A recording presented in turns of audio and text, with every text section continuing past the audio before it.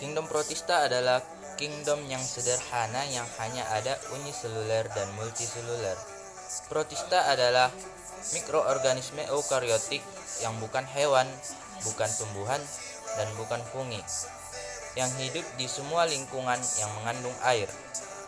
Kingdom Protista berasal dari bahasa Yunani, yaitu dari kata protos yang artinya pertama atau mula-mula, dari kata kritos yang artinya menyusun. Klasifikasi Kingdom Protista pertama kali diusulkan oleh Jan Hug pada awal tahun 1860-an.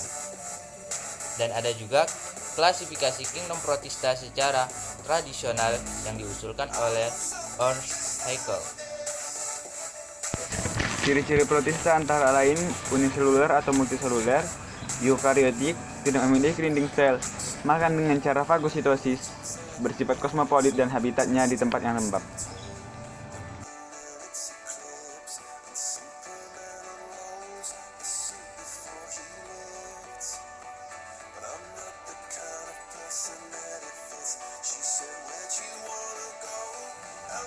Ciri-ciri umum dari protozoa ialah sebagai berikut. Organisme uniseluler atau bersel tunggal, eukariotik atau memiliki membran nukleus, hidup soliter atau berkoloni, umumnya tidak dapat membuat makanan sendiri atau heterotrof, hidup bebas, saprofit atau parasit, dapat membentuk kista untuk bertahan hidup, alat gerak berupa pseudopodia, cilia, atau flagella.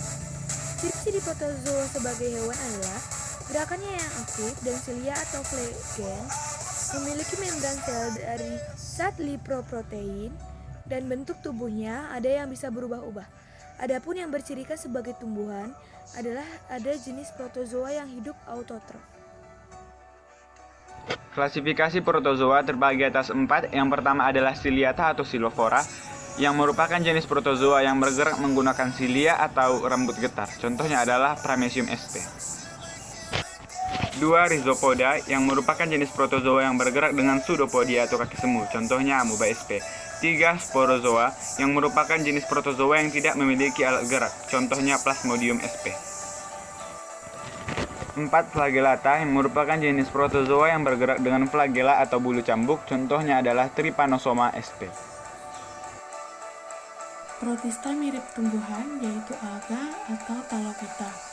Alga atau talopita berasal dari kata talus, yaitu benang, dan pita, yaitu tumbuhan. Ciri-ciri alga yaitu yang pertama, merupakan organisme eukariotik. Yang kedua, mempunyai pigmen fotosintetik yang terdiri dari klorofil A dan B, seperti pada tumbuhan, dan memiliki karoten dan beberapa xanthofil. Yang ketiga, cadangan makanan berupa pati, dinding sel terdiri dari selulosa, silan, manan, dan beberapa protista tidak memiliki sel. Dan yang keempat yaitu mempunyai flagella 1-8 buah.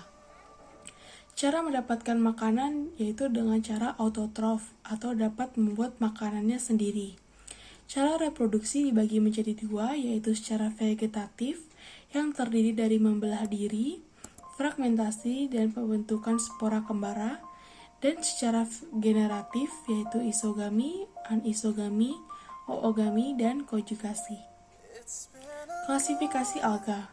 Yang pertama yaitu Chlorophyta atau alga hijau, contohnya ulva dan cara.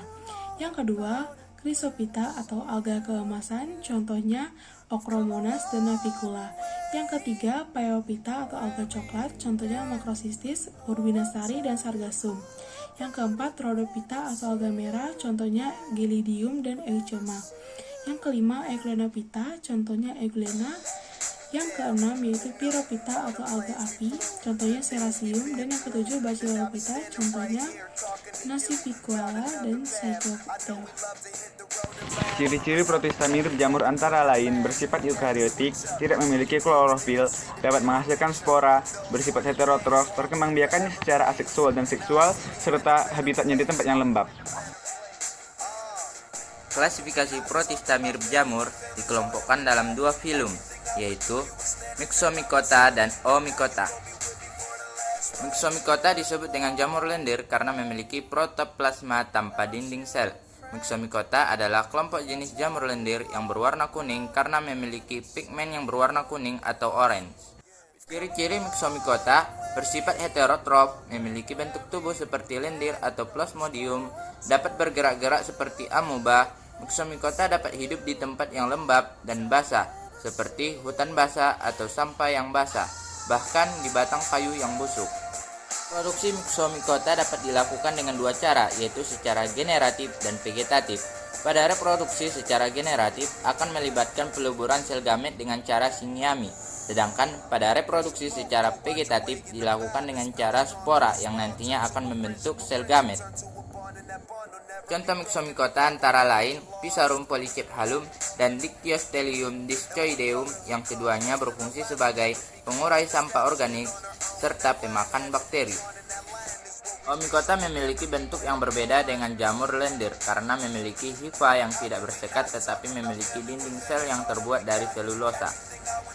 Habitat Oomycota berada di dalam air, baik itu perairan tawar, kolam, danau, serta di tempat-tempat yang lembab. Reproduksi Oomycota dapat dilakukan dengan dua cara, yaitu secara aseksual atau seksual. Reproduksi secara aseksual dilakukan dengan cara membentuk spora yang disebut dengan zoospora, sedangkan reproduksi seksual dilakukan dengan cara pembentukan gamet yang kemudian akan berubah menjadi zigot. Nantinya zigot ini akan membentuk oospora dan akan berkembang menjadi Oomycota dewasa. Fungsi Oomycota yaitu menguraikan sisa-sisa makhluk hidup di dalam air sehingga perairan tidak dipenuhi bangkai makhluk hidup, atau berperan sebagai dekomposer. Contoh Oomycota yaitu Peronosporales, Saprolegniales, Leptomitales. Protista yang menguntungkan antara lain sebagai berikut. Euglena viridis adalah protista yang berperan sebagai indikator polusi air atau sungai. Fossa foraminifera atau Globigerina digunakan untuk penanda atau marker, nomor batuan sedimen, dan petunjuk pencarian sumber minyak bumi. Radiolaria atau Colosphaera dan Acanthomethron, endapan cangkang atau lumpur radiolaria digunakan sebagai bahan penggosok dan sebagai indikator sumber minyak bumi. Ulva digunakan sebagai sayuran. Caulerpa racemosa digunakan sebagai sayuran dan lalapan. Chlorella digunakan sebagai PTS atau protein sel tunggal yang diproduksi untuk makanan, suplemen, dan kosmetik. Laminaria digitalis sebagai penghasil oidin untuk obat penyakit gondok. Gelidium robustum dan Eusebia spinosum. Peranan protista yang merugikan bagi kehidupan manusia. Yang pertama, Entamuba histolotica hidup di dalam liang usus manusia yang menyebabkan kerusakan jaringan pada usus dan diare.